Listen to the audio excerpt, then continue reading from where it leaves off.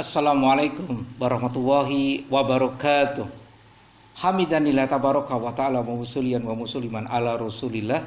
Asyhadu an la ilaha illallah wa asyhadu anna muhammadar rasulullah. Rabbi sholli sadri wa yassir amri uldatan min lisani yafqahu qawli amma ba'du. Di hari ke-27 Ramadan 1441 Hijriah, saya tidak akan pernah lupa mengingatkan diri saya dan semua pemirsa video ini untuk apa? Mensyukuri nikmat Allah. Siapa yang bisa mensyukuri? Ditambah nikmat yang lain.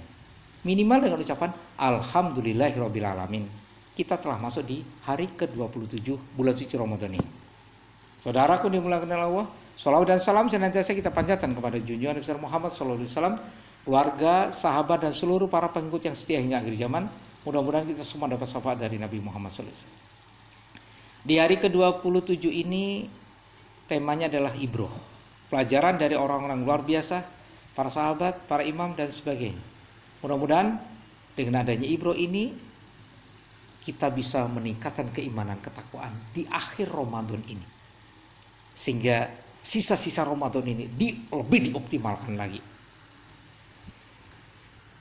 Kita coba lihat bagaimana Imam Syafi'i. Jika Imam Syafi'i merasa mendapatkan bencana saat melihat betis gadis yang tak sengaja tersingkap, aku malah merasa mendapatkan nikmat meski tak diungkap.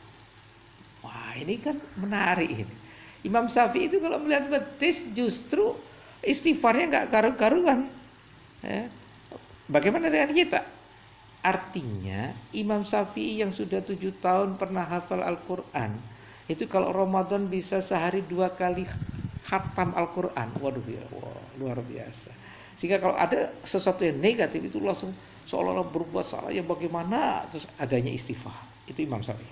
Kedua, Sayyidina Umar. Jika Umar menginfakkan kebun yang membuatnya ketinggalan sholat asar, aku malah biasa saja berulang kali tertinggal meski azan terdengar. Nah, Sayyidina Umar ini menginfakkan kebunnya yang membuatnya ketinggalan sholat asar.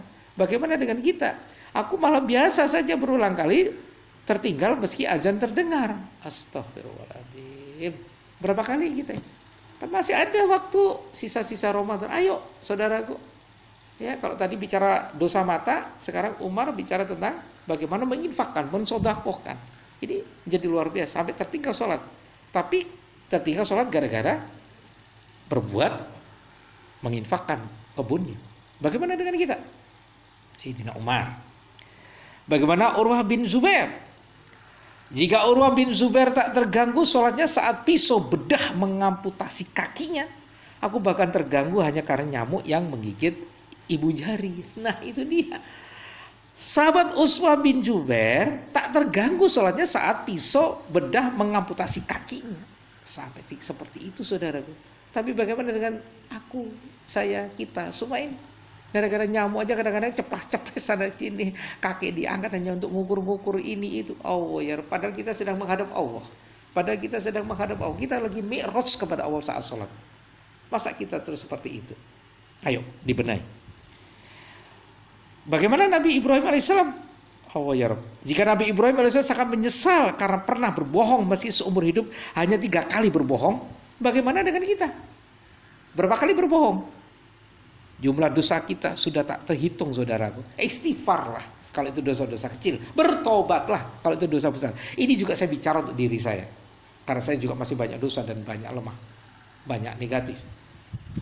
Makanya itu buat tawassul bil haq wa tawassul bis sabr. Ayo saling mengatakan dalam kebenaran dan kesabaran. Nabi Ibrahim itu saudaraku menyesal betul karena pernah berbohong. Padahal selama hidupnya Nabi Ibrahim cuma 3 kali bohongnya. Itu menyesalnya gak karu-karuan. Lah kita ini bohong berapa kali? Pada diri sendiri, kepada orang tua, suami, istri, anak-anak, apalagi kepada Allah Subhanahu wa taala. Astagfirullah. Aisyah yang lagunya lagi terkenal, ya ada beberapa pendapat perlu dibenahi syairnya ini. Oke, itu urusan mereka lah yang ngerti-ngerti begitu. Tapi kita lihat bagaimana Aisyah. Jika Aisyah menyesal mengatakan Safiyah si pendek yang bisa mengubah warna lautan, lalu bagaimana dengan gunjingan dari mulut kita? Mungkin bisa membuat seluruh samudra menjadi busuk dan pekat kehitaman. Allah. Istri Rasulullah Aisyah itu pernah berkata, Safiyah si pendek ternyata itu mengubah warna lautan. Lalu bagaimana dengan kita yang selalu mencaci, mencibir orang-orang yang lahirnya tidak diminta, ada yang kakinya tidak ada, sumbing, itu apapun, itu tidak pesan, saudaraku. Allah memberikan apa adanya seperti itu. Mesti kita mensyukuri, tapi fakta yang lain di luar dirinya tadi yang berkekurangan, caci maki ini tuh. Padahal kalau melihat istri Rasulullah Aisyah ini pernah mengatakan Safiyah si pendek, saat itu warna lautan berubah. Kalau kita tiap hari menggunjing si fulan, kira-kira lautan busuk gara-gara kita gunjingan itu. Bagaimana dengan Umar bin Abdul Aziz? Jika Umar bin Abdul Aziz bergetar menahan istrinya berbicara di ruangan yang diterangi pelita minyak yang dibiayai negara, malah kita asyik menggunakan fasilitas perusahaan seakan miliknya, atau fasilitas negara seakan miliknya, mobil plat merah hati-hati, ya, sepeda motor plat merah hati-hati, rumah plat merah hati-hati, dan seterusnya. Itu bagaimana PNS. Artinya saudaraku, Umar bin Abdul Aziz sebagai salah satu sahabat Rasulullah itu kalau ada tamu selalu tanya, ini pribadi atau urusan kantor? Kalau pribadi dimatiin itu lampunya. Kenapa? Karena rumahnya pemerintah. Oh, bagaimana dengan kita? Aku malah keasikan menggunakan fasilitas negara dan sebagainya. Saudaraku yang dimulakan oleh Allah, hari yang sudah semakin dekat menuju Idul Fitri, ayo sudah bersihkah hati kita? Sudah menuju kepada titik akhir nggak kita ini? Sudah mau lulus nggak kita ini? La'allakum tattaqun. Kalau kita belum, masih ada waktu. Untuk apa? Memperbaiki diri. Ditutup di 3 hari terakhir ini dengan hal-hal yang lebih optimal lagi, positif lagi. Sadari bahwa kita banyak dosa, sadari bahwa kita belum sempurna, sadari bahwa kita ini adalah harus banyak istighfar, sholawat, dan perbanyak yang baik. Itu materi kali ini, mudah-mudahan bermanfaat. Kurang lebihnya mohon maaf. Bila taufiq wal hidayah. Wassalamualaikum warahmatullahi wabarakatuh.